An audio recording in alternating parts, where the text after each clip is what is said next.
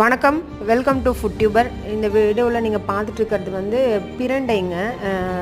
இது வந்து நான் எதுக்காக எடுத்துகிட்டு வந்திருக்கேன் அப்படின்னாக்க, பிரண்டை வத்தல் பண்ணுறதுக்கு. அதாவது இதை வந்து மோரில் நம்ம இந்த மோர் மிளகா பண்ணுவாங்க இல்லைங்களா, அந்த ப்ராசஸில் வந்து பிரண்டை வத்தல் பண்ணுறது.